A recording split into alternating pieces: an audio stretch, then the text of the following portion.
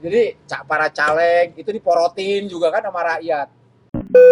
Gini, apakah nanti akan menjadi banyaknya kios-kios, kelontongan-kelontongan penjual minuman keras? Dalam bayangan saya itu ya tempat-tempat begitu sebenarnya mirip-mirip rumah sakit. Rumah sakit itu kena pajak kan.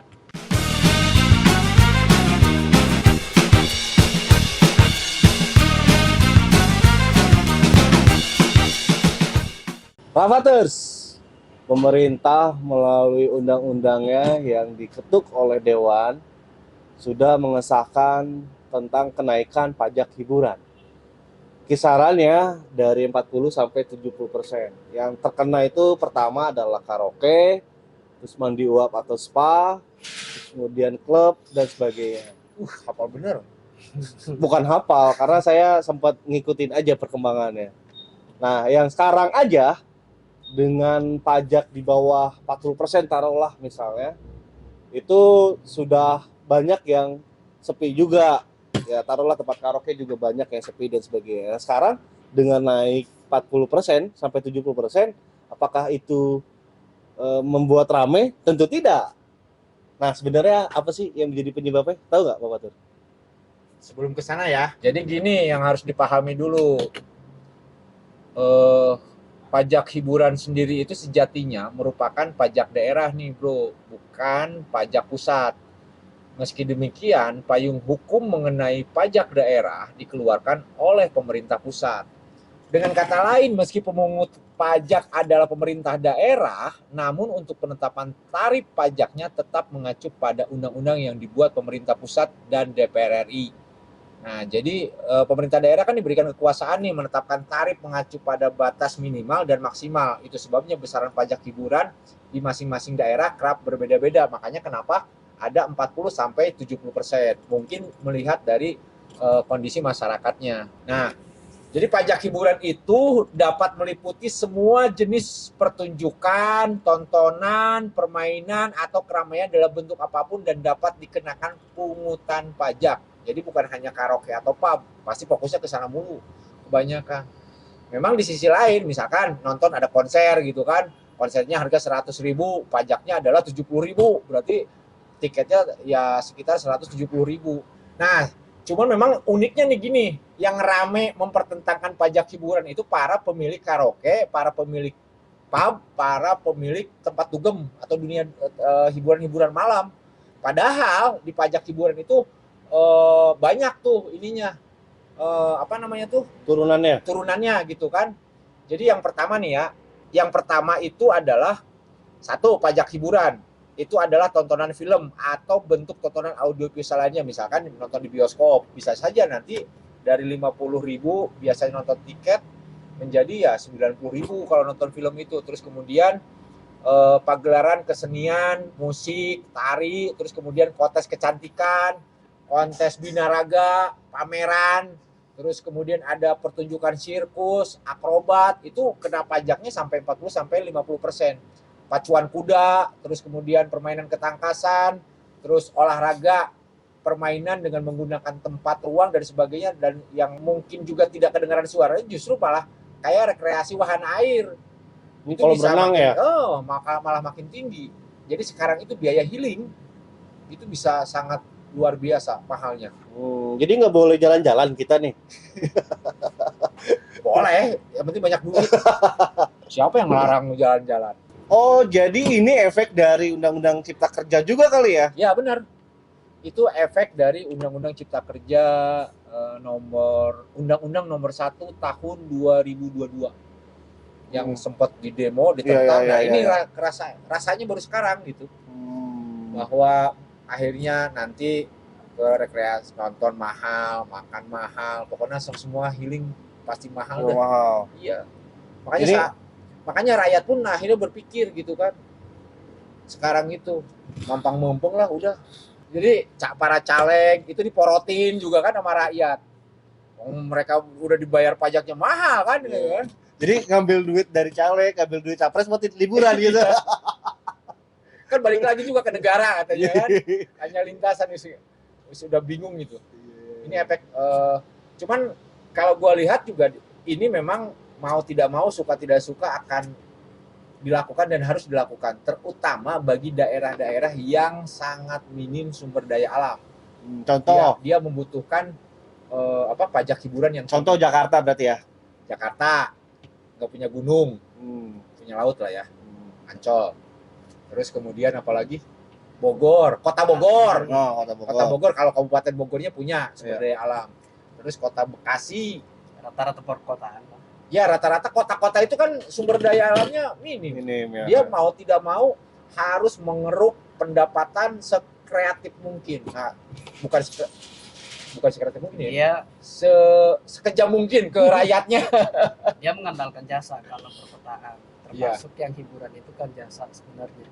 Cuman saya belum tahu ya yang ke tempat hiburan itu kategorinya apa aja sih? Maksudnya siapa aja sih yang mengunjungi tempat hiburan itu? Yang mana dulu Yang selama ini tempat hiburan kayak wisata gitu. hiburan Oh, hiburan, tempat hiburan. Yang jelas malam yang konkret lagi. yang disco misalkan. Disco tua banget sih. Klub. Biasa saya apa namanya saya nggak pernah soalnya kalau yang begitu. Sama sih juga. Oh, gitu. Saya tahu aja dari baca-baca. Makanya saya harus bertanya. Paling kan model-model kayak pengusaha, kontraktor kayak gitu kan. Dalam bayangan saya itu ya tempat-tempat begitu sebenarnya mirip-mirip rumah sakit. Rumah sakit itu kenapa aja kan? Kenapa? Karena kan orang ke situ ya mungkin orang yang lagi sumpek, orang yang lagi stres gitu. Dia masuk ke situ untuk mengobati stresnya sebenarnya. Sepulang dari situ ya seger lagi kan begitu kan? Iya. Ya sayang gitu yang begitu. Pengalaman sekali Anda. Berarti orang-orang yang di situ kita bisa sebut sultan kali ya. Karena dia mampu untuk bayar pajaknya 70% gitu. Sampai gue bingung sih kalau ke soal dunia malam mah nggak bisa ngomong banyak. Yang pasti ya memang kalau ngelihat Ya, dari sisi itu orang kayak apa namanya Santri. Ya, Dari- percaya saya. kalau dari sosiologis pasti ya kan enggak. Saya mengobservasi kan udah lama banget ya, dari hampir puluhan tahun gitu kan kita kerja di dunia media massa gitu kan. Kenapa sih kota itu selalu cenderung memaksakan kehendak gitu untuk menjadikan untuk mendirikan banyak tempat hiburan malam. Hiburan malam ya, bukan tempat hiburan malam. Ya ternyata memang banyak. Dari alkohol lebih dari 25% kan mereka memperoleh pajaknya itu. Iya. Terus kemudian pajak dari alkohol saja pemerintah daerah mendapatkan lebih 25%. Iya. Jadi kalau lu minum 1 botol, maka lu selain sultan, maka Anda sudah berperan besar Membangun. membangun.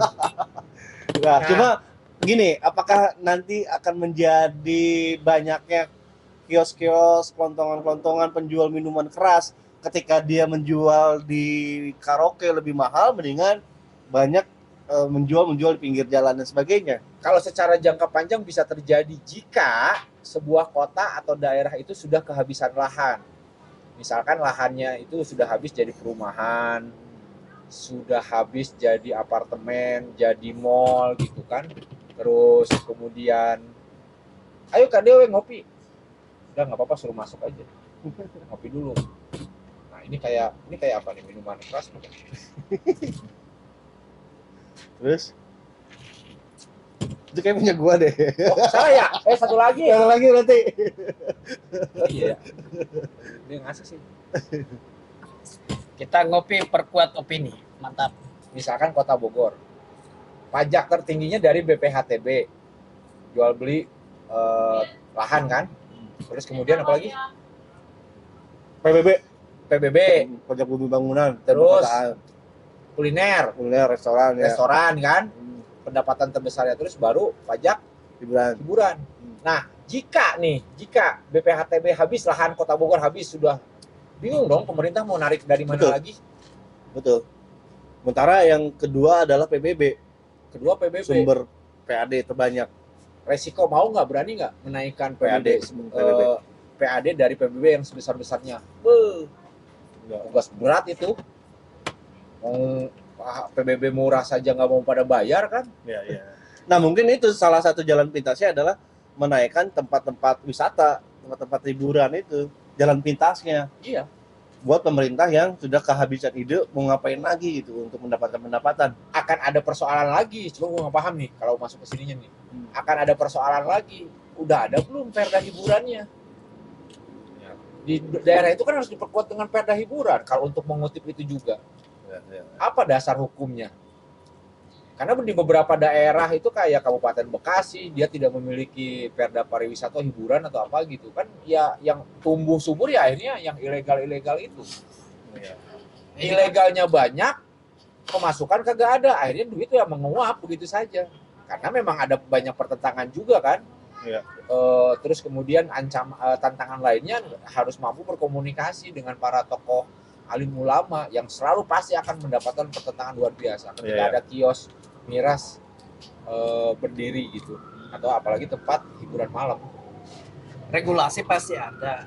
Ini kan peraturan pusat ya dari undang-undang turunannya Pak, ada peraturan pemerintah misalkan, kemudian kalau daerah kan perda atau minimal diatur di peraturan kepala daerah, apakah itu peraturan bupati, peraturan wali kota. Tapi memang angkanya ini kan cukup tinggi sebenarnya, 40 sampai 70%. Nah, ini pasti berefek pada dunia hiburan gitu. Misalnya kemarin para pengusaha hiburan malam tuh udah pada demo kan, si Termasuk Hotman Paris ya. Inul Daratista gitu kan, mereka ya menjerit gitu karena terlalu tinggi. Bayangkan 40 sampai 70%. Nah, kalau misalkan dunia hiburan mati misalnya tidak ada pengunjungnya juga, ya pemerintah juga yang kena dampak buruknya karena tidak ada pemasukan dari pajak hiburan itu. Itu pemasukan. Gimana dengan tenaga kerjanya? Termasuk itu Akan menjadi pengangguran. Betul. Ya Ini, kalau maksudnya tempat hiburannya tidak jalan, tenaga kerjanya nganggur, ya itu juga jadi beban pemerintah. Nah, saya sih melihatnya ini cara pemerintah untuk meningkatkan pendapatan, memang meskipun bukan ini untuk daerah ya, tetapi kan ya pada prinsipnya itu berlaku seluruh Indonesia gitu. Ketika misalnya daerah-daerah udah kesulitan mencari sumber pendapatan, ya jalan paling mudah yang menaikkan pajak. Pajak itu kan sangat banyak gitu ya, tadi yang sudah disebutkan sama Pak Patut. Karena undang-undang Omnibus Law tadi itu ya undang-undang sapu jagat gitu. Betul. Daripada daerah dikit-dikit minta ke pusat, dikit-dikit minta ke pusat, sementara potensi banyak yang bisa dihasilkan, ya akhirnya bikin peraturan. Tapi yang uniknya memang ketika kalau yang naik-naik, Ya naik-naik itu apa maksudnya? negara ketika mengumumkannya akan naik-naik, itu tidak disebut ini, Naik. bukan. Tidak, judulnya itu Jokowi naikkan. Ya, tidak disebut naiknya. Jokowi naikkan pajak hiburan gitu. Wow. Tapi disebutnya?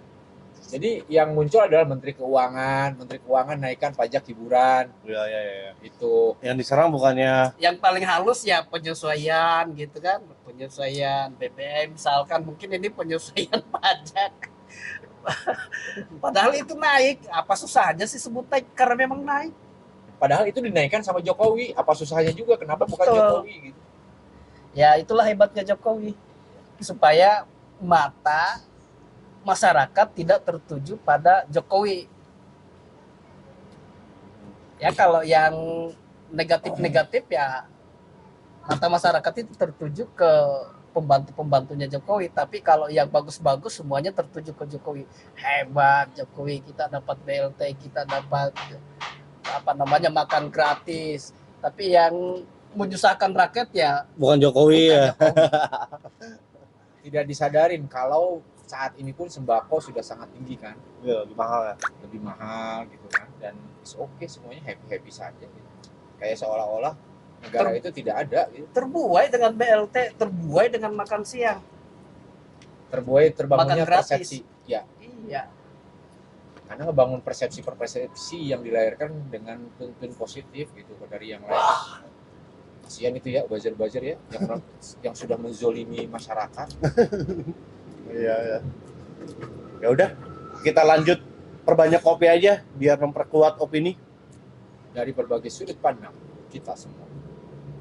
Kita perbanyak ngopi, perkuat opini.